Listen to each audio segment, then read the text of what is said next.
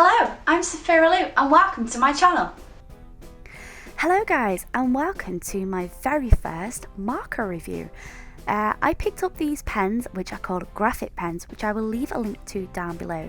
Their UK site is called Premium Art Brands, but this company was originally set up in France, so I'll leave a link to both websites. These markers, when I picked them up, the person that sold them to me at London Comic Con said that they were very similar to Letraset markers, and I really wanted to try them out because I like trying out different alcohol based markers. Now these have a chisel end and they have a like a hard bullet tip end as well, and the bullet tip end I found out actually can be swapped out for a different like brush marker thing, which I thought was very interesting. Now I haven't actually got any of the brush ends, so I can't actually review that properly, but I'm showing you that this brand not only names the colour, and there's the website as well, that it has the product code on the end of it. So I will give my honest reviews on these in a bit, but I'm just showing you a quick swatch of all the colours I did. I picked up a pack of the markers which are the Home and Design Trend set from 2014, mainly because they were slightly cheaper than standard, and the graphic brush markers because I kind of thought these were cool for commissions if on the day, so I can do grayscale sort of like commissions, and you can see them there. They also had this like fine liner tool thing as well. They also had them in the fine liner set, which I thought was pretty cool, but I wanted to try out the brush marker set more than anything, see how it fared against my Kuretake Zig. And this label says it's water-based pigmented ink and it's fade proof and waterproof. I'm not going to test this against watercolours, but I'm just going to test it against the markers for now.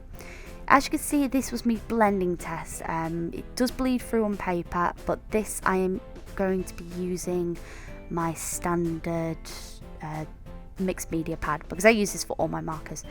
You can see like with the lighter colours and darker colours it can blend quite well, but if you're trying to blend a darker into a lighter colour you will struggle. So my first things first is I kind of just wanted to test out the markers a little bit, and I noticed that when I was colour swatching them you can see that they're kind of quite patchy. Unfortunately this is a downfall for me. I didn't like this at all because when I'm comparing them with my pro markers, as you can see in the meadow green section there, sorry if I'm a little bit janky, I've never done this before, none of the paper comes through. Now bear in mind there is a marker pad for this. You can use just a standard marker pad and that's absolutely fine, but I tend to use mixed media pads because I mix up my mediums. I sometimes do a little bit of watercolours with my markers, or I'll do pencil crayons, or I'll mix it up and try a bit of gouache.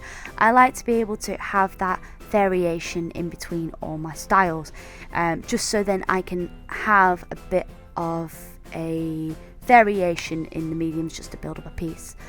So the first things first is I got the graphic brush liner and I just simply did very simple line work at this point in time because I really wanted to build up with the markers more than anything. And I found straight away with the brush marker, unfortunately this had a downside for me, and I'll show you in a piece of paper in a minute why. As I was using the pen I found that when I was going to, when you press hard and you press lighter, and this will create sort of like a how could you describe it? It's almost like a bulging in line, like a variation in line.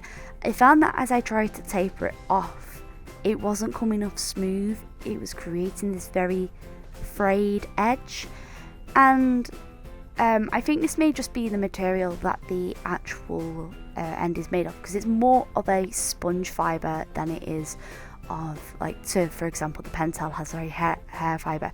You can see, like, I don't know how well you can see it on here, the ends have just kind of frayed. They haven't really smoothed off as I would normally do. They've kind of dried off. Now this can be very beautiful if you're after a very loose effect, but if you're like me and you like your lines smooth as anything, unfortunately this is a downfall. Now this may be just because I'm not used to this brush. I have played with the brush line on this before, but I found no matter what I tried to do I couldn't get a smooth edge. So if you're after a frayed edge, this would be absolutely perfect for you. So this is just going to be a very quick compilation of me colouring in the piece and trying out different shading effects to get the best quality that I could. I did do a Pro Marker version as well. They're not exactly the same. They're very similar colour scheme, so to speak, just to show the difference in the colour standard when you bring it up to the camera, just so I could show you exactly what I meant by the ink not being as smooth as I wanted. Now, there will be people who are saying, oh, you could just use the marker paper. As I reiterated earlier, I'm a mixed media person. If I'm going to use these markers, I'm going to want to use them for more than one thing. I'm going to want to be able to mix them up with other mediums, because that's what I like to do. And this was a big downside for me, that the fact that it didn't go very well on my mixed media paper. And for those who have used mixed media paper is pretty much fine with anything. But the fact that this was showing up kind of blotchy, no matter how many times I overlaid it or tried to saturate it as much as I can, it was just showing the bits of paper through. Now this can be quite nice if you're after this very rustic effect, and it can work in your favour if you do like this, but I like my colours most of the time to be very smooth, and this just wasn't for me, so to speak. All the opinions that are on this are entirely my own. At the end of the day, I've been using Pro Markers for so long, I have a valid opinion on what I like and what I don't like. I've not been sponsored in any way, shape or form by Graphic. This is just because I picked up the markers and I wanted to try them out to see how they fared for me up against Pro Markers. And the upsides, so they have sort of like a triangular shape to them, and this is good because it stops it from rolling, which is a pain in the bum when it comes to Pro Markers, especially when you're just trying to put them on a desk and they just roll everywhere. The first major issue I had was I find it actually very uncomfortable to hold, but that just might be me because I have slightly funny hands. I have hand issues, but I won't go into that. They say that from reading up online, they say that the reason they have the barrel, the shape the way it is to reduce tiredness and fatigue while using them. I didn't find this. I just found it really uncomfortable to hold, but yet again, that might just be me. This is my personal opinion.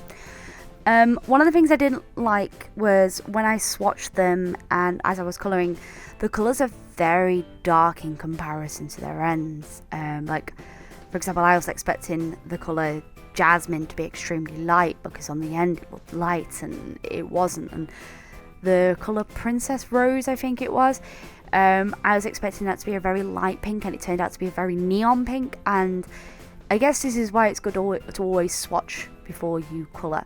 So please bear in mind, if you are looking into buying these markers, that the colours that are on the ends of this do not represent the colours that are on there. But then again, the company that has been making these markers has been making them for about 2 years, so this could be something that they're looking to improve on. My main issue with this was obviously the ink, but that was each marker holds like 4 grams of ink, which is 20% more than many other leading brands. But I don't know, I just didn't think it was as good quality as what I'd had with the Pro Markers or what I tried with the Copics in the past. I just didn't think it was, because it was coming out patchy. It was almost like the Spectrum Noir to that case. I would say that these markers are fantastic if you want to start off with them in the beginning, just to try out. But then again, they aren't the cheapest markers you can get a hold of. The single markers start off about, looking on the actual English website, they're about £2.24 a marker, which depending on where you get your Pro Marker, they're pretty much priced the same as Pro Markers. But I find that if you're going to go for a disposable pen, because these inks aren't refillable, go for Pro Markers over this. And this is just my honest opinion. But if you buy the actual marker sets, you know, they can be kind of worth it. They're about, I think it was, one sec, I think, yeah, they start off around about £6.60 for a group of 3, and then if you're gonna buy like a pack of 12, it's £25. And that's a decent price for a set of markers, but I just didn't overall have a good experience with the ink, and that's what's really put me off them. I don't personally think I'll be buying more of these markers. If they improve the ink quality, I probably would, but yes, again, my opinion could be different from yours. These will behave differently on marker paper. Just remember that these are my views on the markers. It's not like your personal experience may be much better than mine. I liked the colours. I liked how vibrant they came out. I liked the blending on the most part of them, because the blending did come out quite nice. I really liked the brush pens, but my main issue I had with the brush pens was if you use the actual grey section on the brush liners, they ate up the paper because they are water based. The black pigment marker was absolutely fine. It was the grey ones, they just ate up the paper, and this is like mixed media paper, so if it's eating up mixed media paper, which is more durable than standard cartridge paper, it's a little bit of an issue for me. It's like, it just seems so negative on what I'm saying, but they are good value markers. They are fantastic markers. They just weren't for me. I did have a play around before I did this, just to make sure I could give an honest review on it.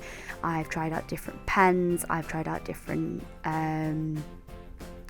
different things. So I've been using markers for quite a while, and I'm just showing you a comparison here between the Letraset section and to the graphic markers, and you can see the patchiness that's coming through on the paper. So this isn't just something that is here, I can physically see this. I'm looking at it now and I can see it, and I like the effect, but at the same time, if you want a smooth finish, these markers are not for you, especially on the mixed media pad. So if you guys want to check out the markers, I will leave links down below.